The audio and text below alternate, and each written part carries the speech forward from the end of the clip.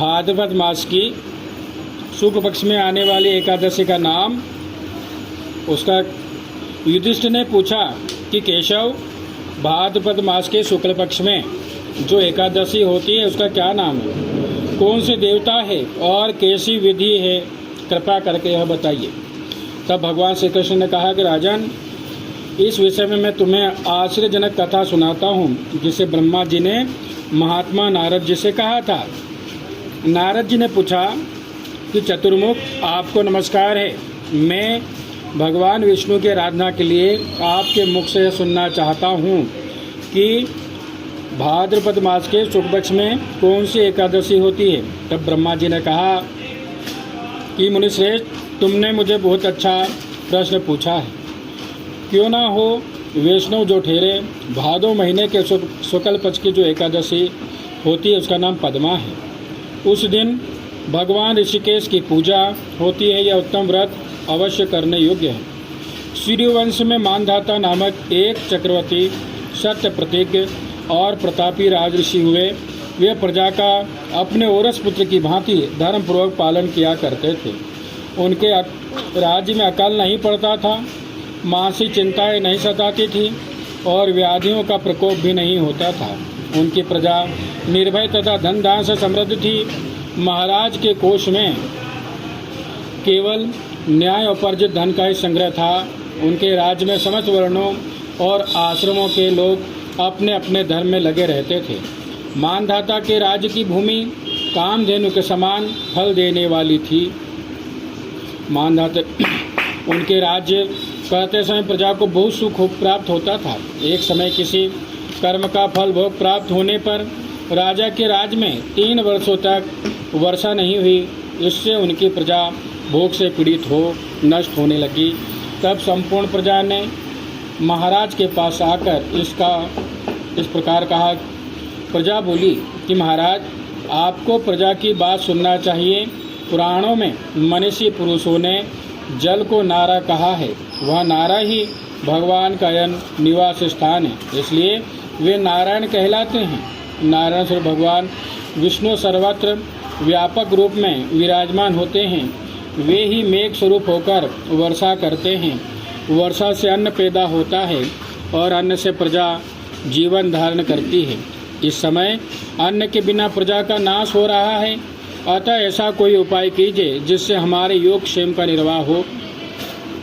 राजा ने कहा, आप लोगों का कथन सत्य है, क्योंकि अन्न को ब्रह्म कहा गया है। अन्न से प्राणी उत्पन्न होते हैं और अन्न से ही जगत जीवन धारण करता है। लोक में बहुधा ऐसा सुना जाता है तथा पुराणों में भी बहुत विस्तार के साथ ऐसा वर्णन किया कि राजाओं के अत्याचार से प्रजा को पीड़ा होती है, किंतु जब मैं बुद्धि से विचार करता हूँ तो मुझे अपना किया हुआ कोई अपराध नहीं दिखाई देता। फिर भी मैं प्रजा का हित करने के लिए पूर्ण प्रयत्न करूँगा।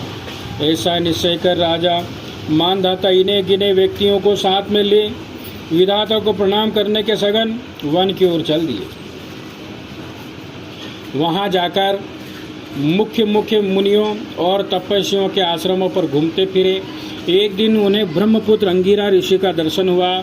उन पर दृष्टि पड़ते ही राजा हर्ष में भरकर अपने वाहन से उतर पड़े और इंद्रियों को वश में रखते हुए दोनों हाथ जोड़कर उन्होंने मुनि के चरणों में प्रणाम किया।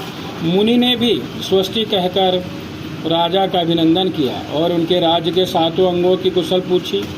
राजा ने अपनी कुशल बताकर मुनि के स्वास्थ्य का समाचार पूछा। मुनि ने राजा को आसन वर्ध दिया। उन्हें ग्रहण करके जब वे मुनि के समय बैठे तो उन्होंने इनके आगमन का कारण पूछा।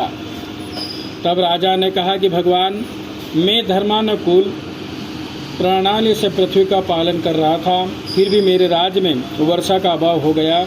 इसका क्या कारण है, इस बात को मैं जानना चाहता हूँ। तब ऋषि ने कहा कि राजन, यह सब युगों में उत्तम सतयुग है। इसमें सब लोग परमात्मा के चिंतन में लगे रहते हैं। तब इस समय धर्म अपने चारों चरणों से युक्त होता है। इस युग में केवल ब्राह्मण ही तपस्वी होते हैं, दूसरे लोग नहीं। किंतु महाराज, तुम्हारे राज्य में यह शुद्ध तपस्या करता है, इसी कारण मेघ पानी नहीं बरसाते। तुम इसके प्रतिकार का यत्न करो, जिससे ही अनावृष्टि दोष शांत हो जाए। तब राजा ने कहा, मुनिवर, एक तो यह तपस्या में लगा है, दूसरे निरपराध है, अतः मैं इसका अनिष्ट नहीं करूँगा। आप उक्त दोष को शांत करने वाले किसी धर्म का उपदेश कीजिए।